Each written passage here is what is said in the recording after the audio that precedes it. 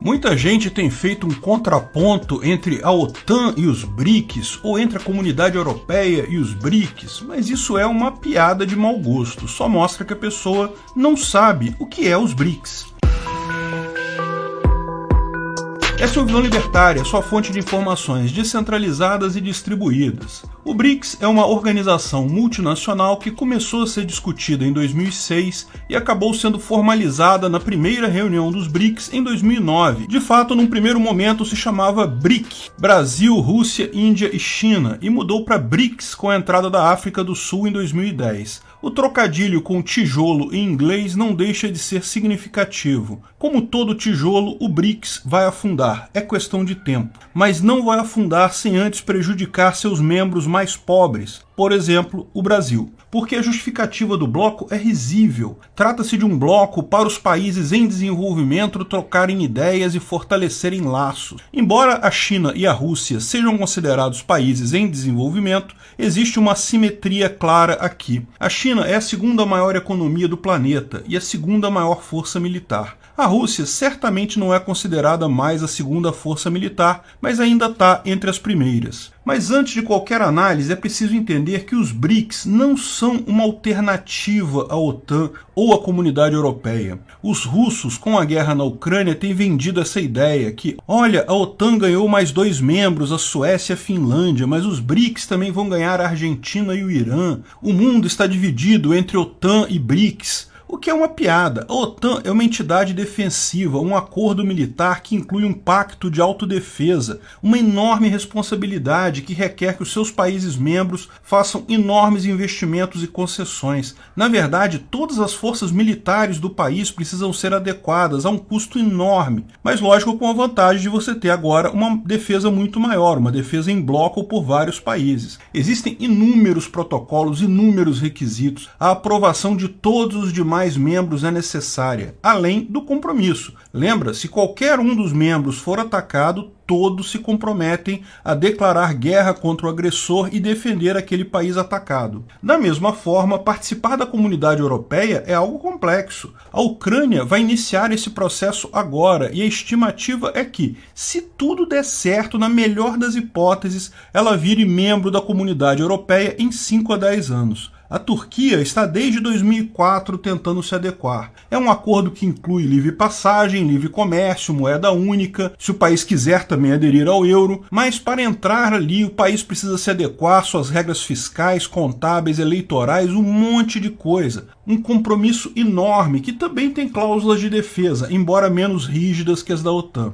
O BRICS, em contraponto, não é nada. Não há nenhum requisito de apoio, de defesa, de livre comércio, nada. O BRICS não obriga nenhum dos países a fazer nada. O BRICS é meramente um fórum de discussão que criou um banco de desenvolvimento meio patético, cujo único projeto em desenvolvimento atualmente é assustador para nós brasileiros e deveria ser um alerta para os argentinos também que estão querendo entrar nessa roubada. É o cabo de fibra ótica mundial dos BRICS. Mas eu vou falar sobre isso mais adiante. O importante é que para entrar no BRICS você não precisa fazer nada, é só assinar um documento. Não é uma aliança militar, não é um acordo de livre comércio, basicamente ninguém se compromete a nada. Você pode, nas reuniões periódicas anuais que tem os BRICS, fechar acordos bilaterais com algum outro membro, mas isso é entre vocês dois. É apenas um fórum de discussão, como existe também o G20, por exemplo. Os países só se comprometem a, anualmente, se encontrarem para discutirem propostas comuns. E, eventualmente, se 2 desses países concordarem em alguma coisa,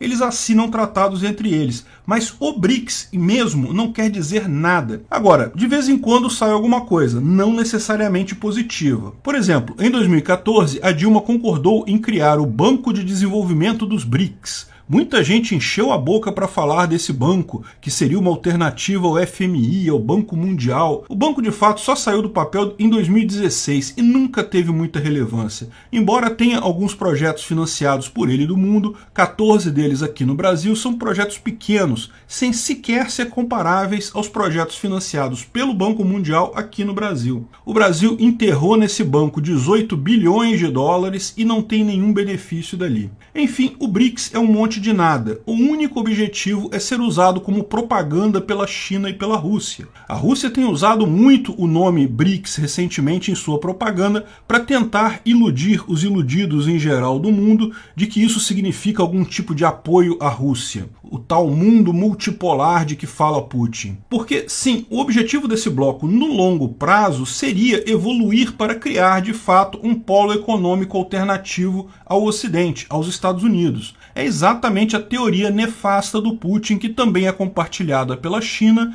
de um mundo multipolar, um retorno à Guerra Fria. Veja, o conceito de haver mais um polo no mundo pode parecer uma coisa boa. Afinal, ninguém questiona que os Estados Unidos hoje são uma potência econômica fora do normal e podem ser uma dor de cabeça se, por qualquer motivo, resolverem se virar contra o seu país, contra a sua sociedade. Mesmo se o seu país não for candidato a ser polo mundial, o caso do Brasil, podem haver vantagens na mera negociação. Os Estados Unidos talvez estejam dispostos a pagar alguma coisa para evitar que o Brasil assine algum tratado com os BRICS. Por exemplo, é plano do bloco que um dia o tal Banco dos BRICS funcione. E daí alguns países poderiam romper com o Banco Mundial e com o FMI e se voltar para o Banco dos BRICS. E daí o Brasil pode fazer aquele cozinho doce para os americanos, do tipo, se você não me der a vantagem XYZ, eu vou sair do FMI e me alinhar só ao Banco do BRICS. Vai ser uma roubada, porque como eu falei, o Banco do BRICS é muito menor, é muito mais complicado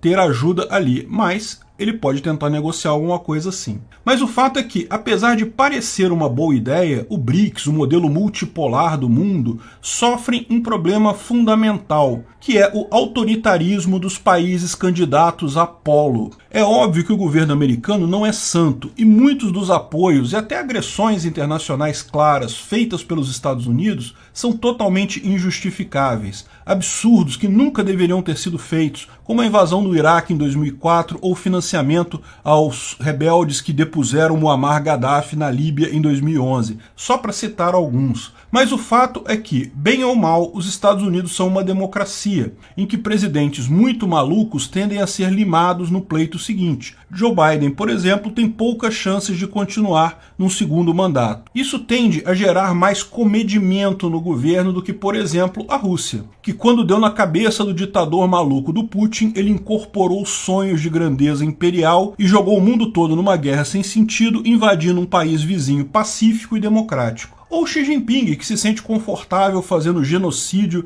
e reeducação de toda uma população dentro do seu país, por temor a movimentos separatistas. Esse pessoal, ditadores assim, não tem limite algum e só respondem à força. Não tem como você ser parte de um polo com um país desse e ter alguma autonomia. No final das contas, se um dia houver tal mundo multipolar e o Brasil optar por ser parte de um polo com a Rússia ou com a China, o Brasil vai perder a soberania dele, porque esse pessoal só responde à força. Pior, China e Rússia tratam seu povo como propriedade. A liberdade de expressão no Brasil tem sofrido ataques graves do STF, do Alexandre de Moraes, mas não é nada que se compare à China ou à Rússia. A Rússia tem tentado fechar a internet deles também, incluso um monte de firewalls e controles, mas muito pior ainda é a China. A China tem uma política de firewalls e isolamento da internet como um todo que praticamente impede que os cidadãos acessem muitos sites de notícias no exterior. Mas não é só isso. Todo o conteúdo da internet dentro da China é monitorado e muitas vezes censurado ali mesmo. Afinal, até mecanismos para punir mau comportamento online ou falta de nacionalismo e patriotismo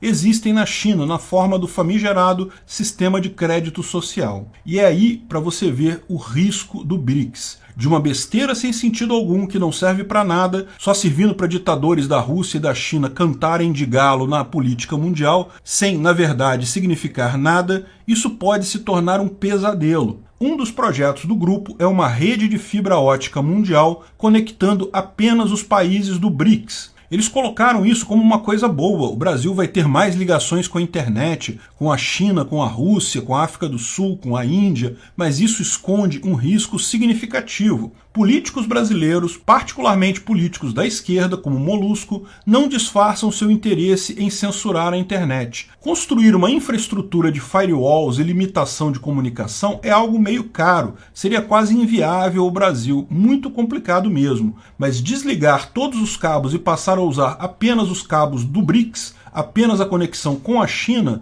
poderia ser feito em muito menos tempo. E assim o Brasil passaria a usar toda a infraestrutura e controle da internet chineses. Quem sabe até o sistema de crédito social também. O BRICS hoje não significa nada, bolota, zero. Portanto, ainda é barato para o Brasil sair dessa roubada enquanto é tempo. Isso pode não ser tão fácil em um futuro próximo. Obrigado pela audiência.